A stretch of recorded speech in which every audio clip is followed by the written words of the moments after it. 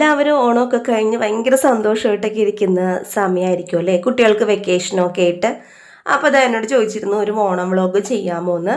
അപ്പോൾ ഞാൻ കരുതി ഓണം വ്ളോഗായിട്ടെന്ന് പറയാൻ അങ്ങനെ ഉണ്ടോയെന്ന് എനിക്കറിയില്ല. എന്നാലും നമ്മുടെ വീട്ടിൽ നടന്ന കുഞ്ഞു സദ്യയും കുഞ്ഞു പൂക്കളമൊക്കെ ഞാൻ നേരത്തെ തന്നെ കാണിച്ചിട്ടുണ്ടെന്ന് തോന്നുന്നു കേട്ടോ. അപ്പോൾ ഞങ്ങളുടെ സദ്യയുടെ വിഭവങ്ങളൊക്കെ എല്ലാം ഒന്ന് കാണിച്ചു തരാം. അപ്പോൾ എന്തൊക്കെയാണ് ചെയ്യുന്നത്. അപ്പോൾ ഞാനിങ്ങനെ വീഡിയോ എടുക്കാൻ തുടങ്ങിയ സമയത്തായിട്ടും പറഞ്ഞ പോലെ ഞാൻ വേണമെങ്കിൽ ഒന്ന് വീഡിയോ എടുത്തു തരാം, ട്രൈപോഡ് വയ്ക്കണം. അപ്പം എനിക്ക് സന്തോഷമായി കേട്ടോ. പിന്നെ ഇടയ്ക്കൊക്കെ നമുക്ക് ആവശ്യമുള്ള കുറച്ച് സാധനങ്ങളൊക്കെ എടുക്കാണ്ടിരിക്കും പുള്ളി. കോളൊക്കെ വരുമ്പോഴത്തേനും അങ്ങോട്ട് പോകും. അപ്പം ഞാൻ വിട്ടുപോകും തിരക്കിൻ്റെ ഇടയിൽ. അങ്ങനെ കുറച്ച് അബദ്ധങ്ങളൊക്കെ പറ്റിയിട്ടുണ്ട്. എന്നാലും ഇന്ന് വീഡിയോ എടുത്തത് മൊത്തം മനുവേട്ടനാണ് കേട്ടോ. അപ്പോൾ അതാ എന്നെ കാണാം, ഞാനവിടെ സെറ്റ് സാരിയെ കൊടുത്ത് സെറ്റും മുണ്ട കൊടുത്തിട്ട് നിൽക്കണ്ട. എനിക്കിഷ്ടമാണ് ഇങ്ങനെ എന്തെങ്കിലും വിശേഷ ദിവസങ്ങളൊക്കെ വരുമ്പോൾ ഒരു സെറ്റും മുണ്ട കൊടുക്കുക. ഞാൻ പറഞ്ഞില്ല, ഞാൻ മേടിച്ചു. ഞാൻ അന്ന് ഷോപ്പിങ്ങിന് പോയപ്പോഴത്തേനും എനിക്ക് മേടിച്ചില്ല, എനിക്ക് ഞാൻ വേറൊരു ഡിസ്പ്ലേയിൽ കണ്ടത് പറഞ്ഞാൽ മേടിച്ചു എന്ന് പറഞ്ഞില്ലേ. അപ്പോൾ അതാണ് കേട്ടോ ഇട്ടിരിക്കണത്. അടുത്തുള്ളൊരു കടയിൽ തന്നെയാണ് മേടിച്ചത്. അപ്പോൾ ഞാൻ വേറൊരു കാര്യവും കൂടി പറഞ്ഞായിരുന്നു, നമ്മൾ കറിക്കൊക്കെ താളിക്കുമ്പോൾ ഒന്നിച്ച് താളിച്ചിട്ട് അടിപൊളിയാണെന്ന്. അപ്പോൾ അതാ ഇവിടെ പച്ചടിക്കും അതുപോലെ തന്നെ നമ്മുടെ സാമ്പാറിനൊക്കെ താളിച്ചിടുകയാണ്. അപ്പോൾ ക്യാമറ മാൻ വലിയ കുഴപ്പമില്ലാണ്ട് എടുക്കുന്നുണ്ട്. പിന്നെ ലൈറ്റിൻ്റെ ഒരു കുറവൊക്കെ ഉണ്ട്. അപ്പോൾ തേങ്ങയൊക്കെ ചിരണ്ടി വെച്ചത് അത് കടിച്ചെടുക്കുകയാണ് ഞാൻ. അത്യാവശ്യം ഒട്ടുമിക്ക വിഭവങ്ങളും രാവിലെ തന്നെ എഴുന്നേറ്റിട്ട് റെഡിയാക്കിയിരുന്നു. അപ്പോഴൊന്നും എനിക്ക് ഓണം വ്ളോഗ് എടുക്കണം എന്നുണ്ടായിരുന്നില്ല. പിന്നെ സാമ്പാറൊക്കെ തലേ ദിവസം വെച്ചിട്ടുണ്ടായിരുന്നു, വെജിറ്റബിൾ പൊരിച്ചത് നേരത്തെ തന്നെ വെച്ചിട്ടുണ്ടായിരുന്നു. അപ്പോൾ അതെല്ലാം അവിടെ റെഡിയാക്കുന്നുണ്ട്. അപ്പോൾ ഞാൻ ഇവിടെ നമ്മുടെ കട്ടിപ്പരിപ്പിന് വേണ്ടിയിട്ടുള്ള പാലൊക്കെ അരിച്ചെടുക്കുകയാണ്. പേട്ടൻ തന്നെയാണ് കേട്ടോ കയ്യിൽ പിടിച്ചിട്ട് തന്നെയാണ് വ്ളോഗൊക്കെ എടുത്തു തരുന്നത്.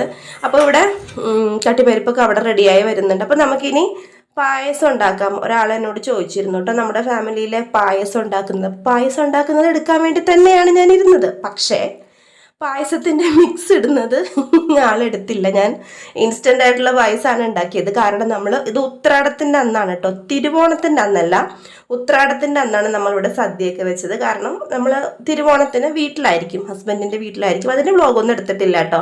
അവിടെ പോയ വ്ളോഗ് എടുക്കാനൊന്നും നടക്കത്തൊന്നുമില്ല. അപ്പോൾ അങ്ങനെ നമ്മളിതാ ഇവിടെ ഇങ്ങനെ കട്ടിപ്പരിപ്പൊക്കെ റെഡിയാക്കാണ്. അവിടെ പായസത്തിനുള്ള പാലൊക്കെ അവിടെ തിളപ്പിക്കാൻ വേണ്ടി വെച്ചിട്ടുണ്ട്. ഉത്രാടത്തിനാണ് നമ്മളിവിടെ സദ്യയൊക്കെ റെഡിയാക്കി എടുത്തത്. അപ്പോൾ ഞാൻ 2 പാക്കറ്റ് ഡബിൾ ഹോഴ്സിൻ്റെ പാലടയുടെ പാക്കറ്റാണ് മേടിച്ചത്. അപ്പോൾ അതിങ്ങനെ പൊട്ടിച്ചത് നല്ല സെക്യൂർഡായിട്ടാണ് കേട്ടോ പാലട അതൊക്കെ റെഡിയാക്കി വെച്ചിരിക്കുന്നത്.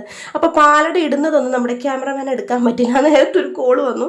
ഇത് വേറെ പണിയൊന്നുമില്ല. നമ്മളിത് 1.5 ലിറ്ററാണ് പാലെടുക്കുകയെങ്കിൽ ഒരു പാക്കറ്റ് നമ്മുടെ ഇൻസ്റ്റൻറ്റ് മിക്സ് അതിലേക്ക് ഇട്ട് കൊടുക്കുക. പിന്നെ അവസാനം നെയ്യുടെ ഏറ്റവും ലാസ്റ്റ് കുറച്ചൊന്ന് കശുവണ്ടിയും അതുപോലെ തന്നെ ഉണക്കമുന്തിരിയൊക്കെ ഒന്ന് വറുത്തിട്ട്, ഇത് പായസമല്ല, ഇത് പരിപ്പാണ് കേട്ടോ. അപ്പോൾ പരിപ്പിലേക്ക് നമ്മൾ 1-ാം പാലും 2-ാം പാലൊക്കെ ഒഴിച്ച് ഏറ്റവും അവസാനം നെയ്യും അതുപോലെ തന്നെ കുറച്ച് ഇതും എന്തെന്നാന്ന് നമ്മുടെ വേപ്പില ഇത്രയും കൂടി ഇട്ട ശേഷം കട്ടിപ്പരിപ്പിൻ്റെയൊക്കെ നമ്മൾ ചെയ്തിട്ടുണ്ട് ഓണം സീരീസിൽ, വ്ളോഗിലൊക്കെ നമ്മൾ ചെയ്തിട്ട്. ഇപ്പോൾ റെസിപ്പിയൊന്നും പറയേണ്ട ആവശ്യമില്ലല്ലോ. അപ്പോൾ നമ്മൾ അവസാനമായിട്ട് ഉണ്ടാക്കിയതാണ് കട്ടിപ്പരിപ്പും പായസവും. അച്ചാറും സാമ്പാറും എരിശ്ശേരിയൊക്കെ നമ്മൾ നേരത്തെ തന്നെ ഉണ്ടാക്കിയിട്ടുണ്ട്. അപ്പോൾ ഓണ വിഭവങ്ങളൊക്കെ ഞാൻ കാണിച്ചു തരാം. അപ്പോൾ അറ്റ് ലാസ്റ്റ് നമ്മുടെ പായസത്തിലേക്ക് അതിന് തൊട്ട് മുന്നേ ഏറ്റവും അവസാനം എന്ന് പറഞ്ഞാൽ പപ്പടം വറുക്കലാണല്ലോ പൊതുവെ സദ്യയിലെ ഒരു രീതി.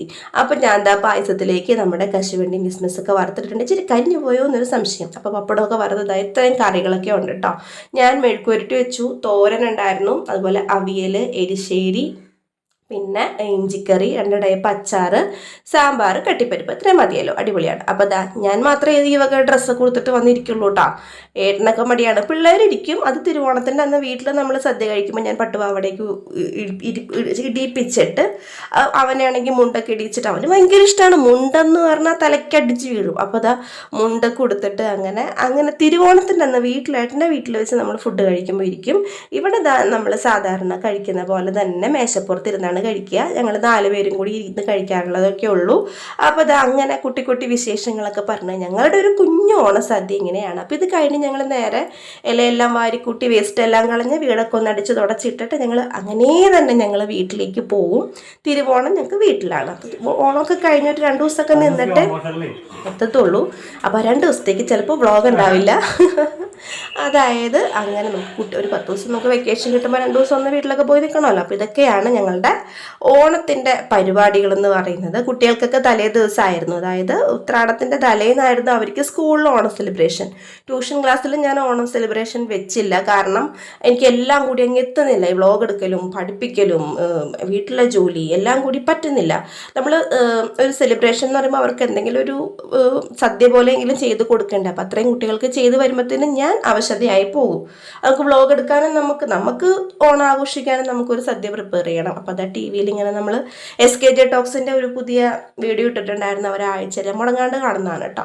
അപ്പോൾ അതൊക്കെ കണ്ട് ഞങ്ങളുടെ സദ്യ അങ്ങനെ കഴിയുകയാണ്. അപ്പോൾ എല്ലാവർക്കും ഹാപ്പി ഓണം. ചാനൽ ആദ്യമായിട്ട് കാണുന്ന ആരെങ്കിലും ഉണ്ടെങ്കിൽ സബ്സ്ക്രൈബ് ചെയ്യാൻ മറക്കരുത്. ആ ബെൽ ബട്ടൺ ഒന്ന് പ്രസ് ചെയ്തേക്കൂ കേട്ടോ. വീഡിയോ കണ്ട എല്ലാവർക്കും താങ്ക്